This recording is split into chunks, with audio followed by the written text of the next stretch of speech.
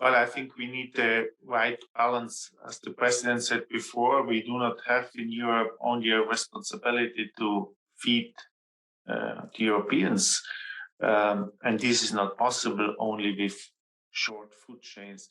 We have also responsibility around the world because we are the biggest exporters of food all around the world. And this has nothing to do with short food chains. But on the other way, I think I'm convinced that the food supply chain will become more diversified, and there are a lot of consumers which like short food chains. They like local markets. They like local products, and I think we should give them an opportunity to buy these products. And this is also an opportunity for farmers in the region, in the rural areas. But I'm far away to believe that we can have a food supply system in Europe which is based only on short supply chains or local food markets. I think we need both. We need local markets, but we need also the common market and the big food market in Europe. Pone Svitojau, kaip sako ponas Dorfmanas, neišvengsime to, kad būtų tik vietinis maistas vartojamas vietoje. Ar Lietuvai tai būtų naudinga, jeigu mes nueitume Švedijos kelius? Mes visgi esame eksportuojanti šalis. Ir kiekvieną kartą kalbame, jog mūsų išsigelbėjimas yra aukštos kokybės, didelės pridėtinės vertės maisto produktų eksportas. Iš kitos pusės, kaip pavyzdį pateikiam Skandinavus, kur didžioji dalis yra vartojama vietoje. In Scandinavia, much is consumed locally. How to ensure the balance? Well, we should strive for the balance. We should keep in mind the figures. When we speak about export, we export raw materials, grain and timber, and we bring in flour, which is 3-4 times more expensive. We bring in bread, which is 10 times more expensive, and we lose 10 times of added value. So this export, we actually deplete our land, just like Africa depletes its land in terms of natural deposits, and then brings in something else. This is what we have to emphasize. We don't have a short food chain. We have maybe some small elements, and we don't supply ourselves with our products. We lack vegetables, we lack pork. We have to diversify our markets. We have to diversify our production and not encourage producing more raw materials, because the new billions which will be allocated to Lithuania, they have to be used to reform our agriculture. And yes, we are behind in terms of cooperations, as Mr. Rope mentioned. We are behind 10 times behind of Austria, but we will have funding and we will have a possibility to make our businesses more efficient. And as Mr. Dorfmann said, we can ensure necessary conditions for the short food chain to work, like in Italy, for example. And this is something we should study and learn from them and share good practices and good experience. We have to look at the countries which do have this good practice, and we should learn. And then Lithuania will be able to share its own experience, their own achievements. So this good practice is something that will encourage us. Mr. Dorfmann, we're talking about several models which become standards.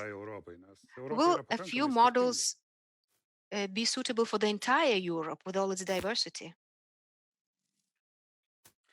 First of all, I fully share what Sim said before.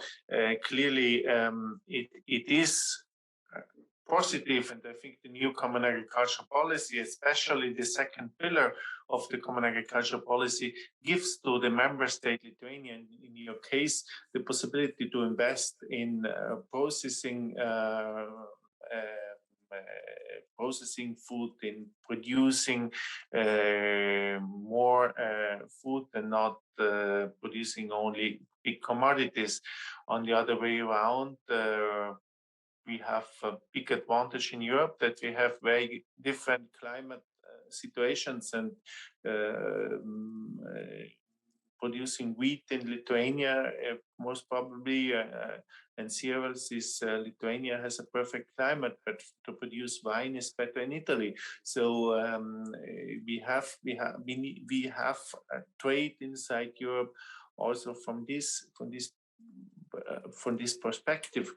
To your question, I think we had a long debate here in the European Parliament how common this common agriculture policy should be. So how European, how many common rules there should be, and how much responsibility should be in the member states. And I was always in favor of an approach to say we need to find a balance between this, because clearly if there are rules which influence on competition in Europe, so on the market in Europe, as long as we have a common market, we need to have also common rules, because otherwise we create an unfair competition inside Europe, and this cannot be in the interest of the farmers. But if it comes to for example, on in the first pillar, on the definition, which are the interesting or good eco schemes for a region or for a member state.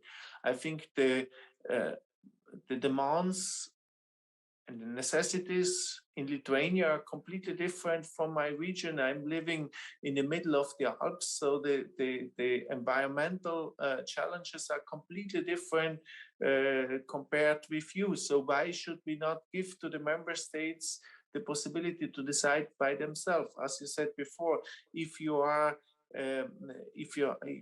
have to invest in cooperation, because this you do not have it, it is good that you, with your strategic plan, you are preparing now, you invest in cooperation, in cooperatives, and I am aware how difficult this is in regions like yours, where there is a very bad, let's say, history experience with cooperatives. But in my place at home, I don't need to invest in cooperatives, because most of the production we have are sold by cooperatives, because we have very small farmers, and the farmers cannot go alone to the market. They need a system of cooperation. This has been established since decades. So there is different needs, and I think this degree of sustainability we should give to the member states. By the way, if you look at the two pillars of the common agriculture policy, the first and the second pillar, for decades now, the second pillar with the rural development plans was always a very national and even regional approach. We had many hundreds of different rural development plans in Europe, and it worked. I don't think that the second pillar of the common agriculture policy today is working worse than the first pillar. I even think that the second pillar is maybe the most modern policy than the first pillar. Pone Svitojau, mes vėlgi kalbame apie trumpas grandinės, vėl kartojusi, ūkininkų iniciatyvą ir panašius Mr. dalykus. Svitojus, we are talking about that the EU acknowledges that the market will be strictly regulated. Is it beneficial for the farmers and the buyers or not? Or do you think we will encounter some kind of side effects? It's a good question. And it was mentioned in the EP that, okay, there are rules, everyone should follow the rules, but they will be flexible, and every country will have to implement them in view of the circumstances. And as Herbert said, yes, we have different conditions in Europe, it's true, but the rules are also being developed in view of this. Wine was a very good example. Italians are good in producing wine, but they don't bring their grapes to us to process. They do it in their own villages. And it's a very important aspect to ensure livelihood, traditions, and well-being of local communities and villages. This is something about viability. So we're not bringing grapes to Lithuania, we are bringing in wine. And it's exactly the same with us. We should bring we should export cheese and maybe curd. And now I am going back to the idea that we do have the same rules in Europe, but we have to be creative and decide locally on the best and the most effective way of spending the funds. So we have to be innovative, we have to be creative, we have to be wise, so that we have a good potential not only to 2030, not to 2050. We have to have a vision for 200 years so that we promote our agriculture and our development. Thank you very much. Thank you very much for the great discussion. I think what Mr. Svitojus said is very important. We have to be creative and wise. Once you're wise, you can put together the plan of actions. Once we understand the processes, where they're useful, how to make them useful, then we should start acting.